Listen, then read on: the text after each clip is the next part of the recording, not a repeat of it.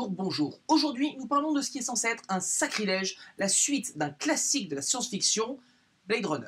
Blade Runner, sorti en 1982, marqua l'histoire du cinéma avec entre autres son côté de film de détective de science-fiction philosophique. Aussi, à l'annonce de cette suite, l'idée générale était de cracher sur ce blasphème, que dis-je, cette infamie. Bouh, c'est nul!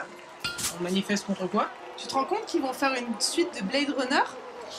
Bouh, c'est nul! Nul! Puis, truc étrange, Harrison Ford reprenait du service, accompagné par le scénariste du premier film, le tout réalisé par Denis Villeneuve. Donc, pas con, j'ai commencé à fermer ma gueule. Alors, que vous dire sur le film? Écoutez, je vais vous la faire simple, c'est du grand cinéma. Un film comme on n'en fait plus aujourd'hui, avec une véritable histoire et qui n'a pas peur de prendre son temps pour la raconter. Eh bien, bon, la mise en scène de Denis Villeneuve, mon Dieu. Je veux dire, c'est pas par hasard si je l'ai mis numéro 1 dans mon classement des meilleurs metteurs en scène contemporains, mais ici, dans toute la démesure de la science-fiction, en particulier dans cet univers, celui de Blade Runner, il ne fait que prouver son talent et son statut d'un des plus grands metteurs en scène actuels. Point.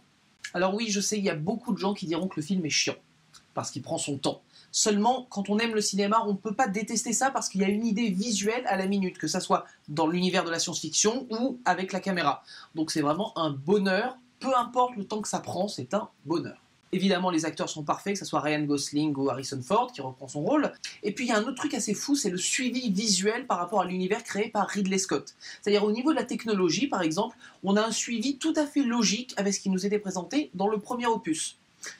Contrairement à, par exemple, on va dire, les préquels de Star Wars, qui nous montraient des trucs extraordinaires, contrairement aux merdes technologiques qu'on avait dans l'ancienne trilogie. Là, c'est tout à fait cohérent et ça marche. Le film possède plusieurs intrigues toutes bien profondes et toutes liées, rejoignant la question que posait à l'origine Philip K. Dick par rapport aux âmes de l'androïde. Ou pas. Mais vous m'avez compris. Au bout du compte, qu'est-ce qu'on a? Un nouveau chef-d'œuvre de la science-fiction qui, coïncidence, porte le même nom d'un film sorti il y a plus de 30 ans, Blade Runner. 2049. Perdu.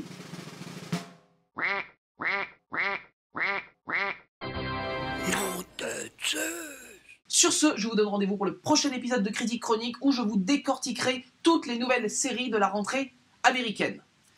Préparez-vous, ça va être long. Sur ce, amis du soir, bonsoir. Bouh, c'est nul! Et là, on manifeste contre quoi? On traque la créature de Frankenstein.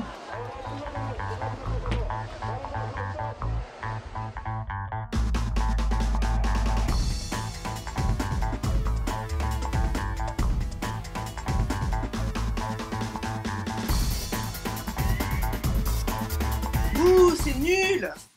On manifeste contre quoi? Bouh, c'est nul!